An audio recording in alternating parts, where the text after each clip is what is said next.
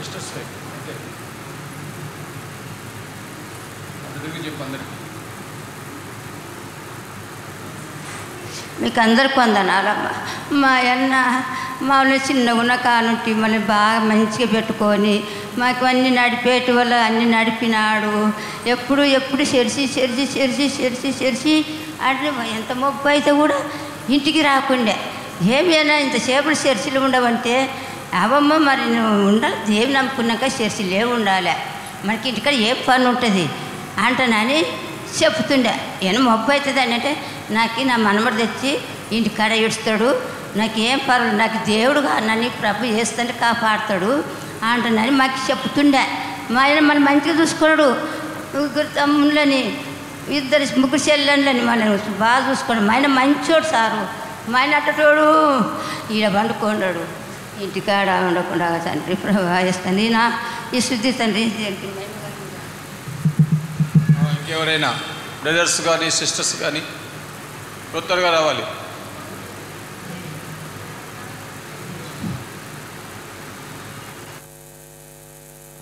ఇటరా ఇటరా ఇట్రా.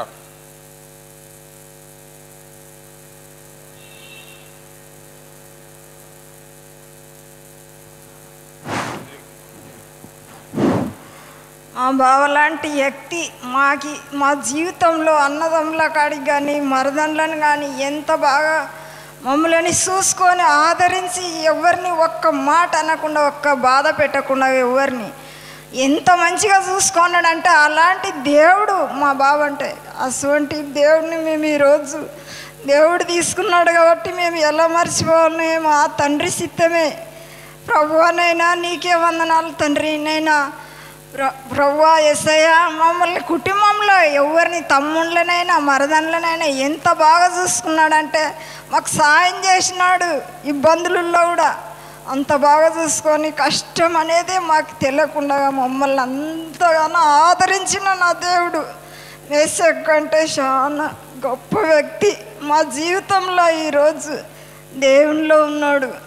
యేసయ్యకే నా వందనాలు చెల్లిస్తున్నా. ఇంకా ఎవరు సహోదరులు బ్రదర్స్ కూడా రావచ్చు.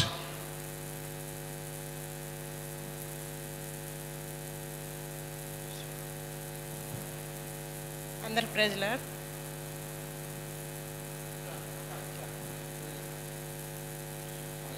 మేసెక్సినానా మా బంధువులు నా కొత్తగా పెళ్ళైన సంవత్సరంలో శృతి కుడక పెట్టుకునేది ఇంట్లో అంత ప్రార్థన పెట్టుకున్నవారు మమ్మల్ని నుండి పేరు పెట్టి పిలిచేవారు.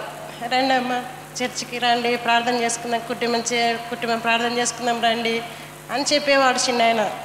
అంతే మా ఊళ్ళో మేము అందరము బంధువులము. మరి చిన్నాయన ద్వారా మేము మా అత్తమ్మ కానీ మేము కానీ నా భర్త కానీ రక్షణ పొందినాం. నేనే ఇక్కడనే బాప్టిజం తీపించుకున్న చిన్నాయన ద్వారానే. మా అత్తమ్మ కానీ నేను కానీ మా బంధువులు కానీ చిన్న మాటలు మేము జవదాట వారం కాదు. చిన్న అంటే మాకెంతో తండ్రి లక్కటి వాడు. చిన్న మాట అంటే మేము జవదాట వాళ్ళం కాదు. మేము చిన్న ద్వారా నా కుటుంబం కానీ మేము కానీ చిన్న మాట చెప్పి నా పిల్లలు కూడా రక్షణలో నడిపించినాను. మరి మా సంఘము ఇదే సంఘానికి వచ్చేవారం మేము చిన్నగా మళ్ళా అక్కడ బేతేలు మందిరం అని ఏర్పంచుకున్నాం. అక్కడ కూడా మా సంఘం ఉంది. మేము కూడా అక్కడ వచ్చేవారము. చిన్న మమ్మల్ని ఎందుకు ఇక్కడ వస్తలేరమ్మా, ఎందుకు మీరు ఇక్కడ వస్తలేరు అంటే చిన్న మాకు కూడా అక్కడ ఏర్పంచినారు ఎర్సలేమళ్ళు అని చెప్పేదాన్ని నేను. ఇక్కడ ఏమన్నా శృతి కుడిక జరిగితే కూడా వచ్చేవారము. చిన్న కానీ చిన్న పని కానీ చేసుకుంటూ తిరిగేవాడు. చిన్న నీకెందుకే ఇంత పని ఎందుకు చేస్తావంటే దేవుని మహిమ అమ్మ, ఇది దేవుని పని చెయ్యాలా అంటే మేము కూడా ఆ చిన్న ద్వారానే మేము చర్చిలో మేము ఏం పని చేయాలన్నా మేము కూడా చేసుకునే ఉండేవాళ్ళం. మేము కూడా ఇప్పటికి మరి సంఘంలో మేము ఎంతో మరి బలపరిచిన వాళ్ళం. మరి ఆదరించి కనకరించిన వారు కుటుంబం ద్వారా కానీ మా సంఘం ద్వారా కానీ మమ్మల్ని మా తప్పులొప్పులు క్షమించి నీ బిడ్డలకు జీవించడానికి సహాయం చేయండి, మా కుటుంబాల కోసం ప్రార్థించమని ప్రార్థిస్తున్నాం. ఇంకెవరైనా సహోదరులు సహోదరీలు ఎవరైనా సాక్ష్యం చెప్పాల్సి ఉంటే త్వరగా వచ్చేసేయండి, ఎందుకంటే మనకు టైం లేదు. అందరికీ ప్రైజ్ లార్డ్. మా పెద్దనాన్న మా దగ్గరకు వచ్చినప్పుడు మమ్మల్ని ఎంతో ప్రేమగా చూసుకునేవాడు. మా నాన్న లేని లోటు కూడా మా పెద్దనాన్న మాకు తీర్చేవాడు. కానీ ఈరోజు ఈ స్థితిలో చూస్తామని అస్సలు అనుకోలేదు. దేవుడి చిత్త ప్రకారం వెళ్ళిండని నమ్ముచున్నాము. ఇక మీదట కూడా మేము దేవుల్లో మా పెద్దనాన్న ఏ విధంగా జీవించాడో, ఒక సాక్షిగా ఏ విధంగా ప్రకటించాడో దేవుని సువార్తను, ఆ విధంగా మేము కూడా ధైర్యంతో దేవుని సువార్తను ప్రకటించాలి. మా కుటుంబం అంతా కూడా దేవుని రాజ్యం కొరకే ప్రతి ఒక్కరు కూడా పోరాడాలని నేను ఒకటే కోరుకుంటున్నాను. పెద్దనాన్నతోటి అది ఆగిపోకూడదు. ప్రతి ఒక్కరు ప్రార్థన శక్తితోటి ప్రతి ఒక్కరు మన కుటుంబాల గురించి ప్రార్థన చేయాలి. పెద్దనాన్న కోసము వారి కుటుంబం కోసం కూడా ప్రార్థించాలి.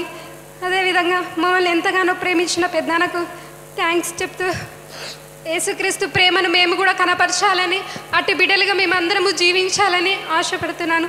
ఈ సమయం ఇచ్చిన అంకుల్కి థ్యాంక్స్ చెప్తున్నాను. ఇంకెవరైనా సహోదరులు బ్రదర్స్ వైపు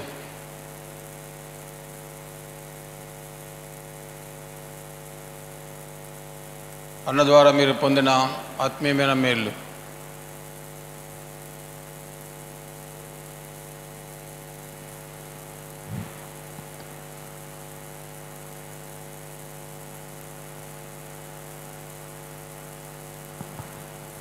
ప్రభు నామములో అందరికీ వందనములు.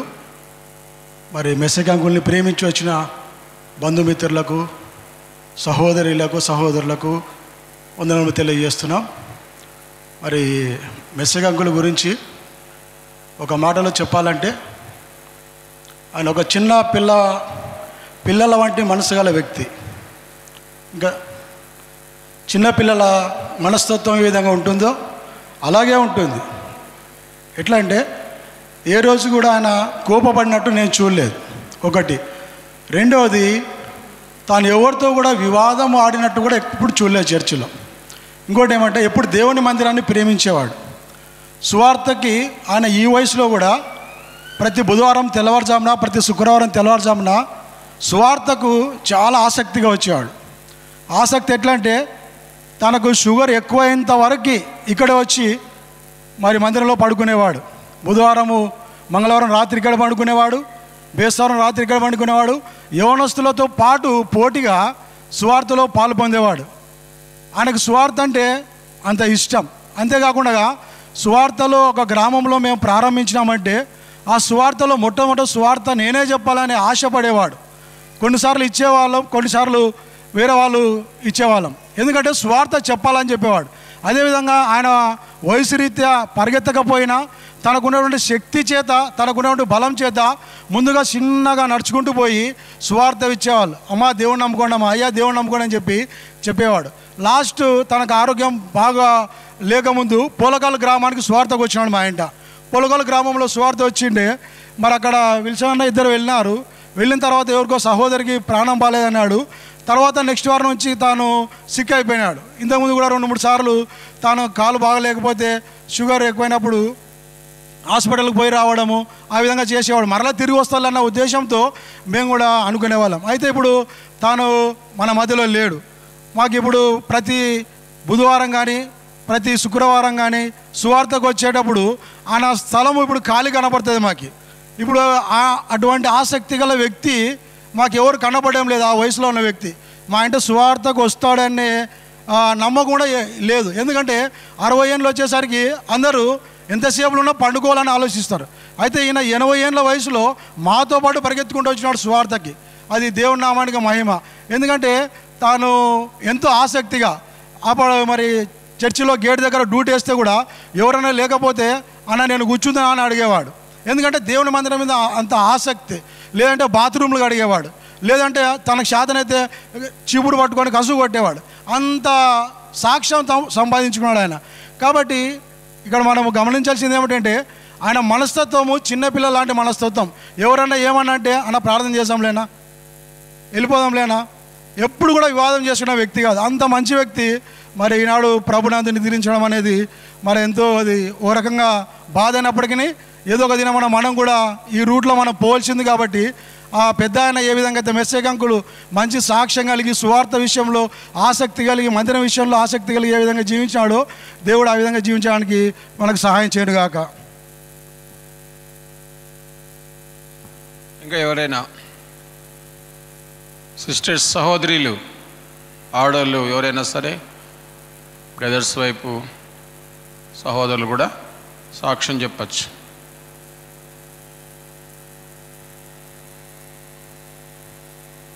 టైం ఎక్కువ లేదు, అయినప్పటికీ కొంచెం సాక్ష్యానికి టైం ఇస్తా ఉన్నాం. తర్వాత ఒక పాట పాడతాం. పాట పాడిన తర్వాత వాక్యం చెప్తాం. వాక్యం చెప్పిన తర్వాత మనం తీసుకెళ్తాం, సమాజ తోటకు తీసుకెళ్తాం. కనుక ఇంకెవరైనా ఉంటే త్వరగా రండి.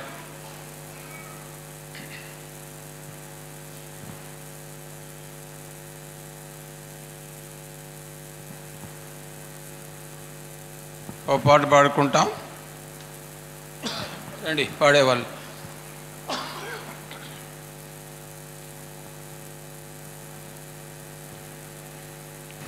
పాట సంఖ్య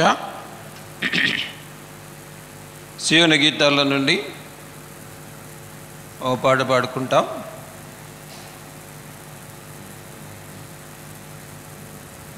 పెద్ద పాట పుస్తకంలో నుండి 399 యేసుని స్వీకరించు, క్రీస్తేసుని స్వీకరించు.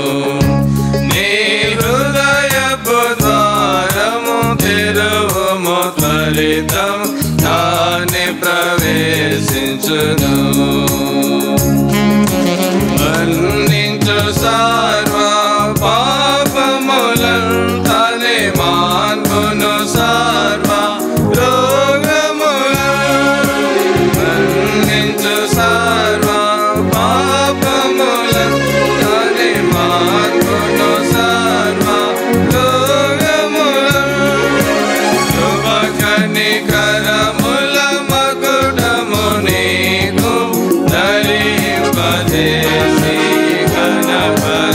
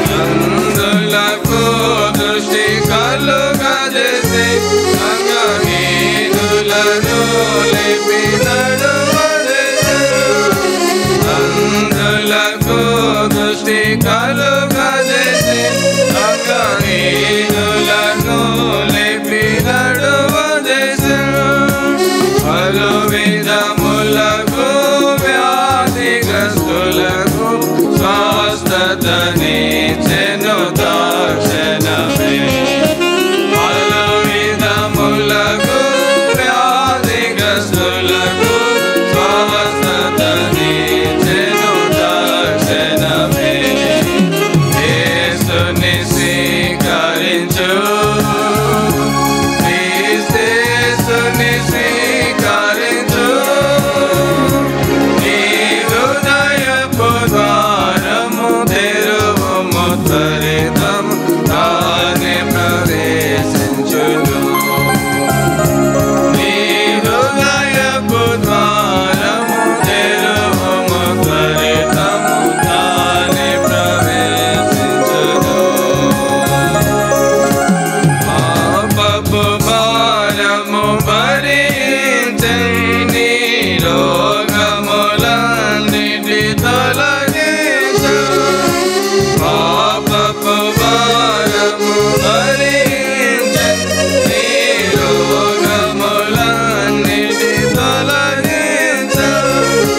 సహించెను కొరడాదే బలబాధను, జయించెను అన్ని శోధనలు. సహించెను కొరడాదే బలబాధను, జయించెను అన్ని శోధనలు. యేసుని స్వీకరించు, క్రీస్తుని స్వీకరించు, నీ హృదయపు ద్వారము తెరువుము, త్వరితము తానే ప్రవేశించును. నీ హృదయపు ద్వారము తెరువుము, త్వరితము తానే ప్రవేశించును. కలువరి సిలువలో వేలాడి తన రక్తము చిందించి దారలుగా. కలువరి సిలువలో వేలాడి తన రక్తము చిందించి దారలుగా. చేతులలో తన కాళ్ళలో చీలలు, కొనల కిరీటము ధరించె. చేతులలో తన కాళ్ళలో చీలలు, కొనల కిరీటము ధరించె. యేసుని స్వీకరించు, క్రీస్తుని స్వీకరించు, నీ హృదయపు ద్వారము తెరువుము, త్వరితము తానే ప్రవేశించును. నీ హృదయపు ద్వారము తెరువుము, త్వరితము తానే ప్రవేశించును. జీవమిచ్చుటకు ప్రాణమిడే, మరి జయించెను ప్రతి విధ శోధనలు. జీవమిచ్చుటకు ప్రాణమిడే, మరి జయించెను ప్రతి విధ శోధనలు. నీ కొరకై మరణించి లేచెను, శక్తిమంతుడే నిన్ను రక్షింప. నీ కొరకై మరణించి లేచెను, శక్తిమంతుడే నిన్ను రక్షింప. యేసుని స్వీకరించు, క్రీస్తుని స్వీకరించు, నీ హృదయపు ద్వారము తెరువుము, త్వరితము తానే ప్రవేశించును.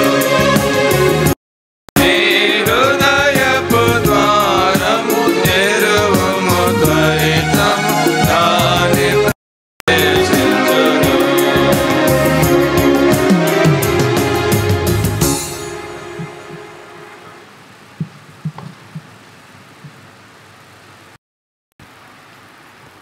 దేవుని వాక్యములో నుండి రోమాపత్రిక రోమీయులకు రాసిన పత్రిక, రోమా పత్రికలో ఒక వాక్యాన్ని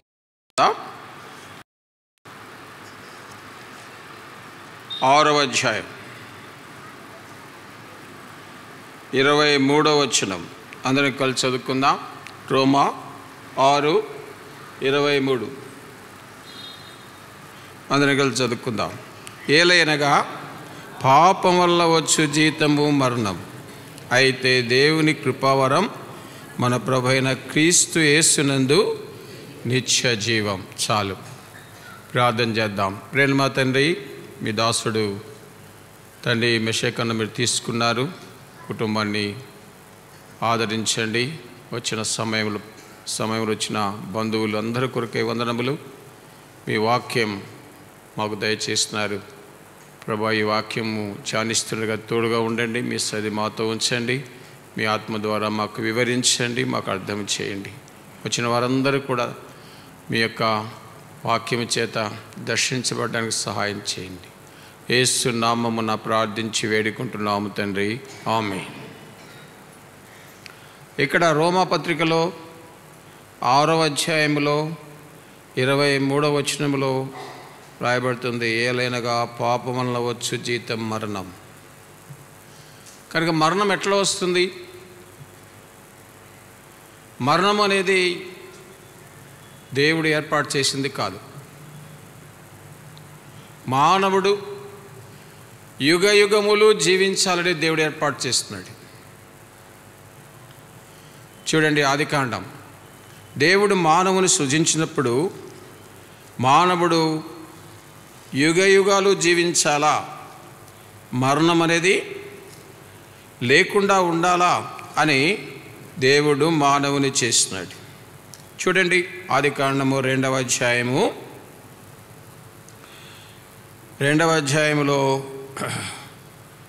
17వ వచనం, అయితే మంచి చెడ్డల తెలివినిచ్చు వృక్ష ఫలములను తినకూడదు, నీవు వాటి తిని దినమున నిశ్చయముగా చచ్చదవని నరునికి ఆజ్ఞాపించాను. చూసారా, చావు అనేది మనుషుడు కొని తెచ్చుకున్నాడు, దేవునికి ఇష్టం లేదు. ఏ మానవుడు కూడా మరణించడం దేవునికి ఇష్టం లేదు. చెప్పాడు, మొదటి ఆదాం సృష్టిలో మొట్టమొదటిగా ఆదామును చేశాడు, అవ్వను చేశాడు. ఇద్దరిని చేసి వారికి చెప్పినాడు, మీరు ఈ పండు తింటే, తోటలో ఉండే మధ్యలో ఉండే చెట్టు పొలము తింటే నిశ్చయముగా చచ్చిపోతారు అన్నాడు. కనుక నీవు చావటం నాకు ఇష్టం లేదు, కనుక నువ్వు తినకూడదు. చూడండి, తర్వాత 3వ అధ్యాయం, ఆదికాండం 3వ అధ్యాయం 22వ వచనం, అప్పుడు దేవుడైన యెహోవా ఇదిగో మంచి చెడ్డలు ఎరుగునట్లు ఆదామునలో ఒకని వంటి వాడాయను, కాబట్టి అతడు ఒకవేళ తన చేయి చాచి జీవవృక్ష ఫలములు కూడా తీసుకొని తిని నిరంతరము జీవించునేమో అని. చూసారా, నిరంతరము జీవించుడు కొరకైనా దేవుని సంకల్పం. కానీ పండు తిన్నాడు, ఇక నిరంతరము జీవించడానికి అవకాశం లేదు. కనుక చావు అనేది, మరణము అనేది దేవునికి, జీవం గల దేవుడు యేసు ప్రభు ఏమాత్రం ఇష్టం లేదు. అందరూ యుగ యుగములు దేవునితో పాటు ఉండాలని దేవుని యొక్క ఉద్దేశం. అయితే పాపం ప్రవేశించింది. మనం చూసినాం రోమా 6:23లో, ఏలయనగా పాపం వలన వచ్చు జీతం. కనుక పాపం ప్రవేశించింది. పాపం అంటే ఏంటి? చాలాసార్లు మన పాపం అంటే ఏదో దొంగతనము, నరహత్య, వ్యభిచారము ఇలాగ అనుకుంటాం. కానీ బైబిల్ ఏం చెప్తుందంటే దేవుని మాట వినకపోవడమే పాపం. దేవుడు చెప్పినట్టు మనం వినకపోతే పాపమేది. ఆజ్ఞ అతిక్రమం పాపం, అంతే. కనుక ఈ పాపము ఎప్పుడు ప్రవేశించిందంటే ఆదాములో, అవ్వలో అవిధేయత చేత. అక్కడ నుంచి మరణం స్టార్ట్ అయింది. మరణించుట అనేది అక్కడి నుంచి మొదలైంది. లేకపోతే మానవునికి మరణమే లేదు. అయినా ఇక్కడ మనం 2వ భాగం చదువుతున్నాం. ఆ రోమపత్రిక 6వ అధ్యాయం 2వ భాగంలో 23వ వచనంలో అయితే అని మాట రాయబడింది. పాపం వల్ల వచ్చు జీతం మరణమే, అయితే దేవుని కృపావరం మన ప్రభు అయిన క్రీస్తు యేసునందు నిత్య జీవం. ఆదాం పోగొట్టుకున్నాడు, అవ్వ పోగొట్టుకుంది. ఈరోజు యేసు ప్రభులో మనకు మళ్ళా దేవుడు నిత్య జీవం ఇచ్చినాడు. ఎప్పుడు మనం బ్రతికుంటాం, ఎల్లకాలం మనం జీవించుంటాం. కనుక ఇంకా మరణం లేదు. ఎవరంట అలాగా నిత్య జీవం పొందేవారు? యేసు క్రీస్తును అంగీకరించిన వారు. చూసారా, మన ప్రభు అయిన క్రీస్తు యేసునందు, యేసు ప్రభులో మనకు నిత్య జీవం. అందుకని యేసు ప్రభుని నమ్ముకుంటే నిత్య జీవము కలుగుతుంది. యేసు ప్రభు రక్తంతో నీ పాపాలు కడుక్కున్నావా? యేసు ప్రభు నీ పాపల కొరకే సెలువులో మరణించినాడు. మనము తలతో చేసిన పాపం కొరకు యేసు ప్రభు తలలో ముళ్ళకీటం కొట్టుకున్నాడు. మన చేతుల్లో చేసిన పాపం కొరకు యేసు ప్రభు చేతుల్లో మేకులు కొట్టుకున్నాడు. మన కాళ్ళతో చేసిన పాపం కొరకు యేసు ప్రభు యొక్క పాదములో మేకులు, మన ప్రక్కతో చేసిన పాపం కొరకే యేసు ప్రభు డొక్కలో బల్లెపోటు తిన్నాడు. శరీరమంతా కోడ దెబ్బలు తిన్నాడు. ఎందుకంటే మన కొరకు చనిపోయినాడు యేసు ప్రభు. మన పాపముల కొరకై చనిపోయినాడు, సమాధి చేయబడ్డాడు, ఆదివారం తిరిగి లేచినాడు. ఇప్పుడు యేసు ప్రభుని నమ్ముకుంటే నీకు నిత్య జీవం. సహోదరుడు మరి అన్న నిత్య జీవాన్ని పొందినాడు. చూసారా, మరి మెషేకన్నా యేసు ప్రభుని నమ్ముకున్నాడు. ఇప్పుడు సహోదరులు సాక్ష్యం చెప్పినారు ఆయన గురించి. ఆయనకు కావాల్సింది గొప్ప దేవుడు. యేసు ప్రభుని అంగీకరించినాడు, తన పాపాలు క్షమించబడ్డాయి. అందరికీ చెప్పినాడు, మీరు యేసు ప్రభుని నమ్ముకోండి, మీరు దేవుని నమ్ముకోండి, మీకు నిత్య జీవం, ఇంకా మరణమే లేదు. కనుక ఇప్పుడు ఆయన చివరిగా ఆయన చనిపోయి కూడా మనతో మాట్లాడుతూ ఉన్నాడు. చూడండి, దేవుని వాక్యములో మరి ఆదికాండంలో మనం చూస్తూ ఉన్నాం. ఆయన చనిపోయి కూడా మనతో మాట్లాడుతూ ఉన్నాడు. మరి ఆయన యొక్క దేహము ద్వారా ఇంకా భూస్థాపన చేయలేదు కనుక ఆయన దేహము ద్వారా ఆయన మాట్లాడుతూ ఉన్నాడు. ఏమని మాట్లాడుతూ ఉన్నాడు చూడండి. దేవుని యొక్క వాక్యములో ఏ రీతిగా ఉంటుందో చూస్తూ ఉన్నాం.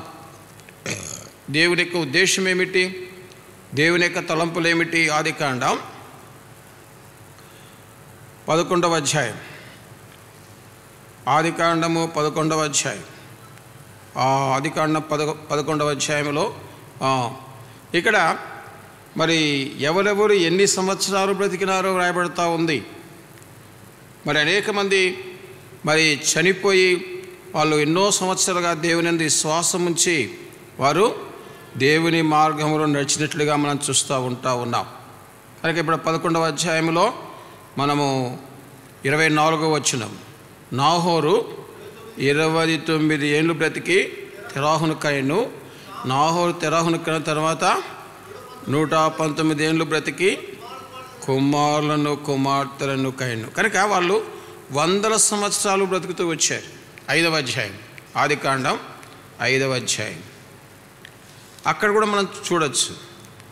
ఆదికాండం 5వ అధ్యాయంలో మనం చూస్తే వాళ్ళు 100 సంవత్సరాలు బతుకుతూ వచ్చినారు.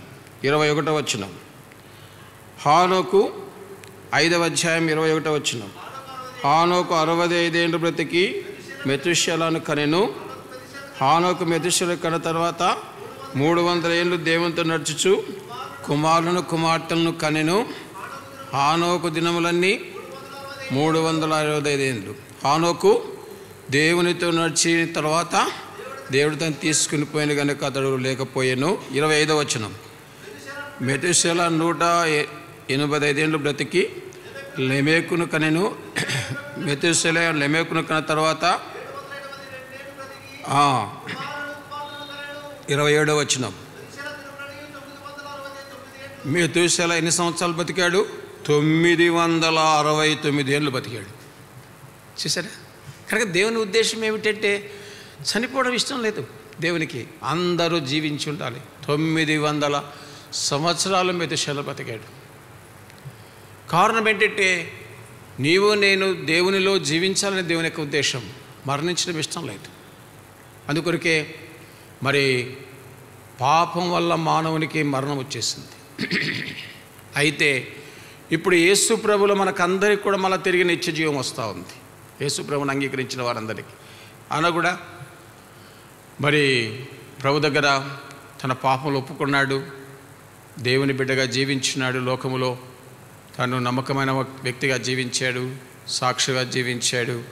మరి ఈ లోకం వదిలిపెట్టినాడు. మనం కూడా ఒకరోజు వదిలిపెడతాం. ఈ లోకం మంది కాదు, ఎప్పుడైనా వదిలిపెట్టాల్సిందే. మరి ఎక్కడికి వెళ్తావు? నిత్య జీవం ఉంటుందా నీకు? యేసు ప్రభుని అంగీకరించినావా? యేసు ప్రభుని అంగీకరిస్తే నీకు నిత్య జీవం ఉంటుంది. ఎల్లప్పుడూ యుగ యుగాలు దేవునితో జీవిస్తావు. ఒకవేళ యేసు ప్రభుని అంగీకరించకుండా చనిపోతే ఏం జరుగుతుంది? ప్రకటన 21:8.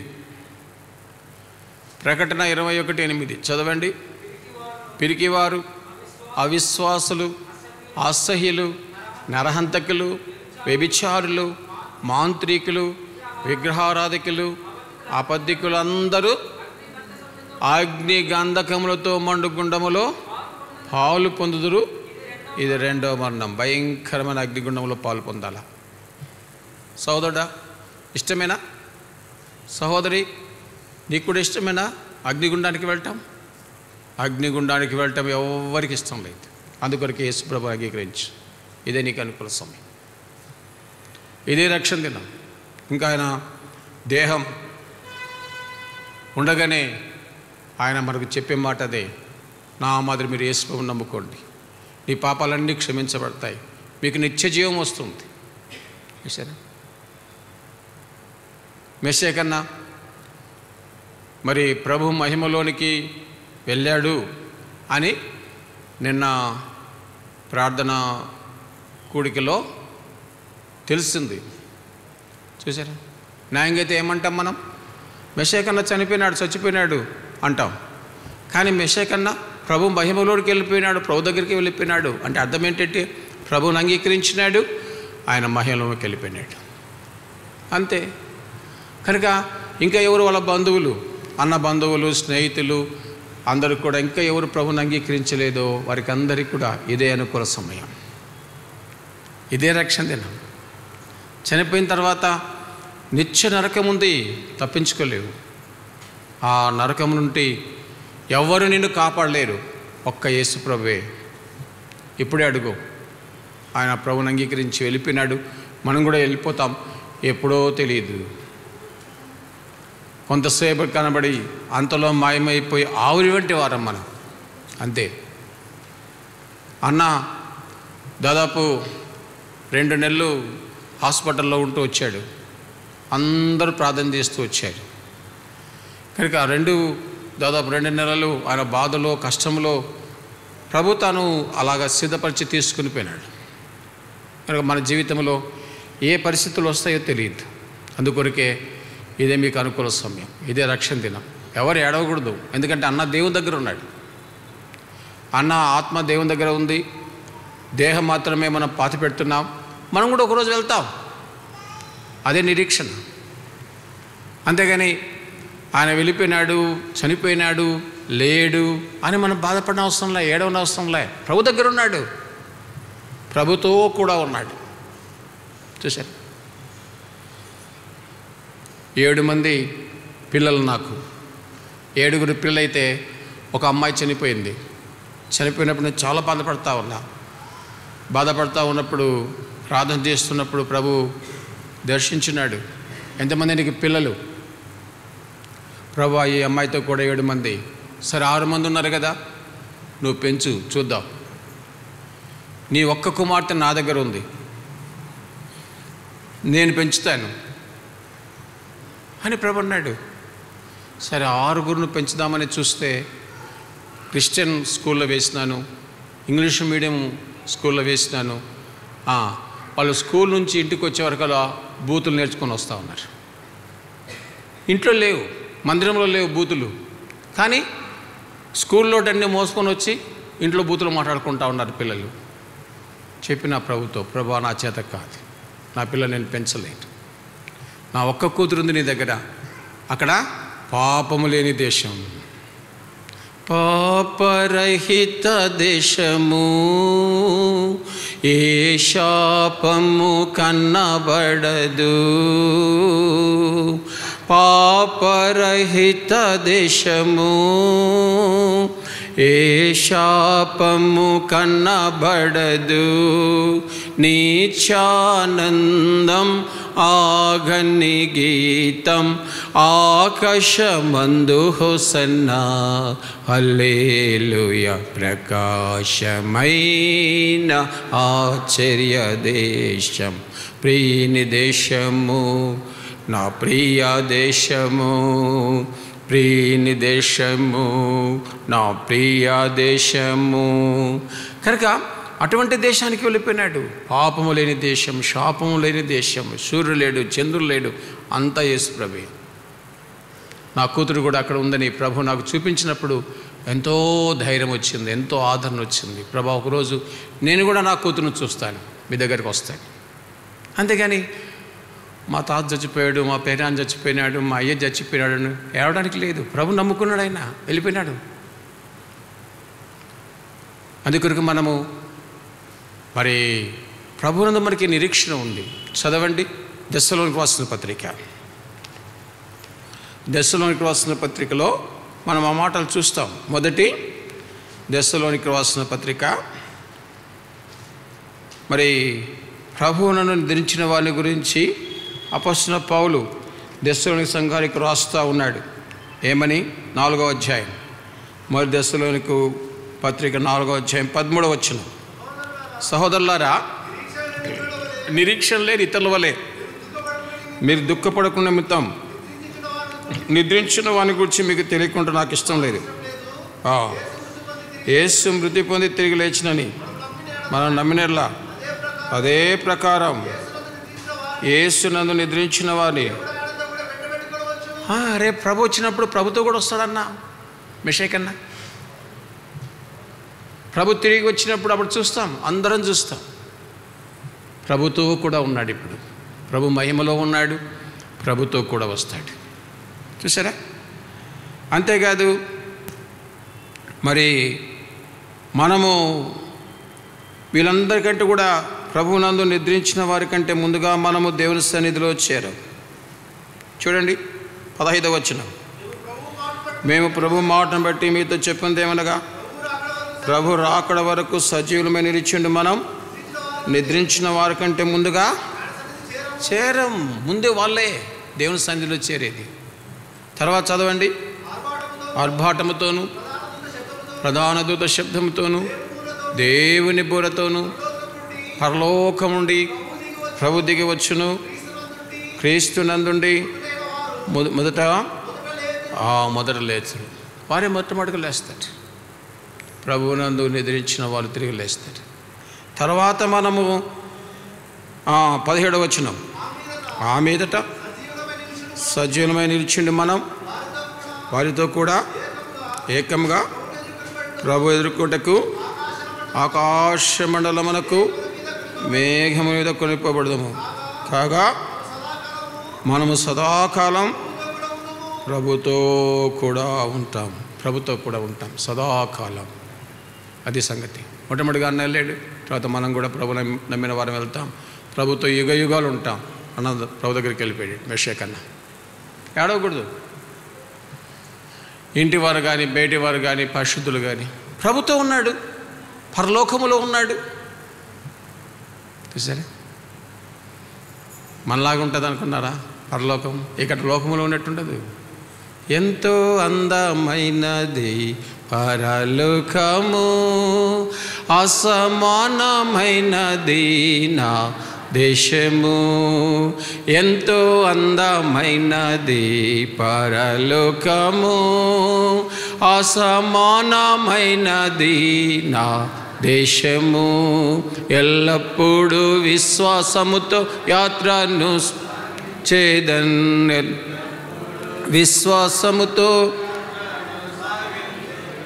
ప్రారలోకము నా దేశము పారదేశి నేనిలా మాయాలోకమేగా నేను యాత్రికుడను పరలోకము నా దేశము పారదేశి నేనిలా మాయాలోకమేగా నేను యాత్రికుడను. ఎంతో అందమైంది పరలోకం, అసమానమైంది ఆ దేశం. అక్కడికి వెళ్ళాడు అన్న. ఎందుకు ఏడవడం? అన్నం చూడాలనుకుంటున్నావా? అన్నతో కూడా ఉండాలనుకుంటున్నావా? మెషకనతో యేసుప్రభు నమ్ముకో, యేసుప్రభు రక్తంలో నీ పాపాన్ని కడుక్కో. ఇప్పుడే ఇదే మిక్కిలి అనుకున్న సమయం. ప్రార్థన చేసుకో మనసులో, ప్రభా నా పాపాలన్నీ కడుగు, నా జన్మ కర్మ పాపాలన్నీ క్షమించమని ప్రభువుని అడుగు. తర్వాత ఈ లోకం వదిలిపెడితే అన్న దగ్గరికి వెళ్తావు, కలుసుకుంటావు. వెళ్ళి ఆయన కూడా సంతోషపెడతాడు. మెషకన్న కూడా, అబ్బా నా బిడ్డ నా దగ్గరికి వచ్చినావా, నా కుమారుడా నా దగ్గరికి వచ్చినావా, ఎప్పుడు అంగీకరించినావు నువ్వు యేసుప్రభును? నీ మరణ సమయంలో, నీ భూస్థాపన సమయంలో తీర్మానం చేసుకున్నా, నా జన్మ కర్మ పాపాలు ఒప్పుకున్నాను అన్నప్పుడు ఎంతో సంతోషపడతాడు. అందుకొరకు ఏడవకుండా ప్రభుని అంగీకరించాల. ఇదే మిక్కిలి అనుకూల సమయం, ఇదే రక్షణ దినం. ఆలస్యం చేసుకోవద్దు. అందుకొరికే మరి ఈ మాటలు మనకు వినిపించబడుతుంటున్నాయి ఈ సమయంలో. మరి అలాగ నీ మనసులో ప్రార్థన చేసుకో, ప్రభునికి సాయం చేస్తాడు. మనం ప్రార్థించిన తర్వాత ఒక పాట పాడతాం. పాట పాడిన తర్వాత మళ్ళీ ఎవరైనా చూడాలంటే చూడండి, తర్వాత తీసుకెళ్తాము. మొట్టమొదటిగా వ్యాన్ ఉంటుంది, వ్యాన్లో పాటలు పాడుతూ ఉంటారు. వ్యాన్ వెనక లారీ ఉంటుంది, లారీలో బాడీ ఉంటుంది, అన్న బాడీ. తర్వాత వెనక వచ్చే వెహికల్స్ అంతా కూడా వెనక ఉంటాయి. కొంత వరుస క్రమాన్ని పాటించండి. కనుక దయచేసి ఎట్లా అంటే అట్లా చేయవాకండి.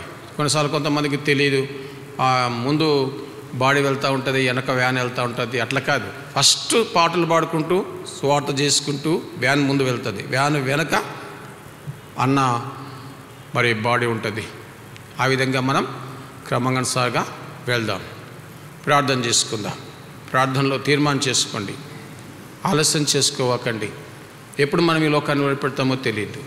కనుక ప్రియ సోదరుడా సోదరి, అయ్యా అమ్మ, ఇదే నీకు మిక్కిలి అనుకూల సమయం, ఇదే రక్షణ దినం. తీర్మానం చేసుకో.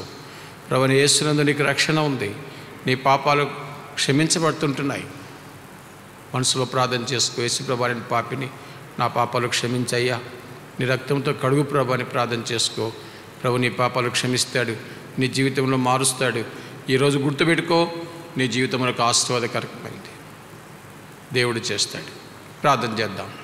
ప్రేమల మా పరలోక తండ్రి, పరిశుద్ధమైన దేవా, మీ అపారమైన ప్రేమ దయా కనికల కొరకే మీ స్తోత్రాలు తండ్రి. మెషకను మీరు ప్రేమించారు, రక్షించారు ప్రభు. అక్కను పిల్లలు అందరినీ కూడా మీరు కనికరించిందుకే మీ స్తోత్రాలు తండ్రి. మీ దాసుడు మీ పరిచర్యలో, మీ సేవలో యెరూషలేములో వాడబడుతూ వచ్చాడు మా ప్రభా. మీరు నిన్న పిలుచుకున్నారు. ఆయన మృతదేహాన్ని ఈరోజు భూస్థాపన చేస్తుండగా తోడుగా నడిపించండి. కొంతమంది సాక్ష్యం చెప్పినారు, వాక్యం కూడా మేము ఇచ్చినారు. ఇంకా తీర్మానం చేసుకున్న వాళ్ళు ఈరోజు తీర్మానం చేసుకుంటూ సహాయం చేయండి. పాపక్షమాపణ రక్షణ అనుభవం పొందుటకు సహాయం చేయండి. వాక్యమును దీవించండి. యేసు నామమున ప్రార్థించి వేడుకుంటున్నాం తండ్రి, ఆమేన్. పాట పాడుతుంటాం, రండి. పాట పాడేవాళ్ళు వరుసకు వచ్చి చూడండి. నేను తీసుకునే పాట మీకు రాదు, మీరే పాడు. మీకు వచ్చే పాట పాడు.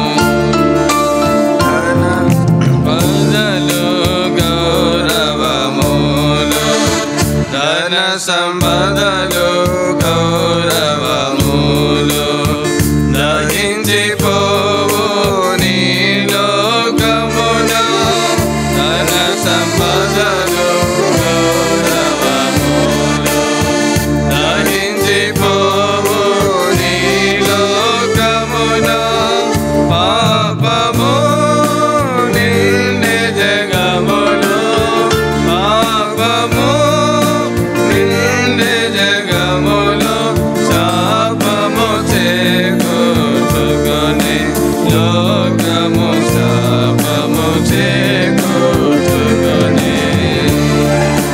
పరవాసిని జగమున ప్రభువా పరవాసిని జగమున ప్రభువా నరచుచున్నాను నీ దారి నాగురి నీవెన ప్రభువా నాగురి నీవెన ప్రభువా నీ దరినే చేరెదను నేను నీ దరినే చేరెదను.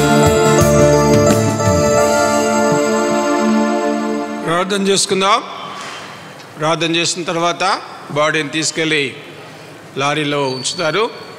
మీరు లారీ ఎక్కే వాళ్ళు లారీ ఎక్కండి, మరి పాటలు పాడేవారు వ్యాన్లు ఎక్కండి. ప్రేంగళ మా పరలో తండ్రి, సర్వశక్తిగల ప్రభా, మా ఘనమైన గొప్ప తండ్రి యేసు ప్రభు నామమున మీ స్తోత్రాలు. తండ్రి, మీ దాసుని మీరు ప్రేమించి రక్షించుకున్నారు. ఈ వయసులో దాదాపు 80 సంవత్సరాలు మీరు ఆయుస్సు ఇచ్చారు ప్రభా. మీ యొక్క బిడ్డలందరినీ కూడా మా ప్రభా మీ యొక్క వాక్యం చెప్పి మీ మార్గం నడిపించి మా ప్రభా మీ దగ్గరకు చేరినాడు మీ దాసుడు. కుటుంబాన్ని ఆదరించండి, ధైర్యపరచండి, అక్కను బలపరచండి. కుమారులు, కోడళ్ళు, మనవళ్ళు, మనవరాలు దీవించండి. కుమార్తెలు, అల్లులు వారికి ఇచ్చిన సంతానం ఆస్వాదించండి. ఇలాగ మీ ఆదరణతో వారిని ఆదరించండి, ధైర్యపరచమని ఈ దాసుని యొక్క భూస్థాపన కార్యక్రమంలో తోడుగా ఉండమని యేసు నామమున ప్రార్థించి వేడుకుంటున్నాం తండ్రి, ఆమేన్. మన తండ్రి అయిన దేవుని యొక్క ప్రేమ, ప్రభువైన యేసుక్రీస్తు వారి కృప, పరిశుద్ధాత్మ సహవాసం మన కాని బిడ్డలకందరికీ సదాకాలము తోడైండునుగాక, ఆమేన్.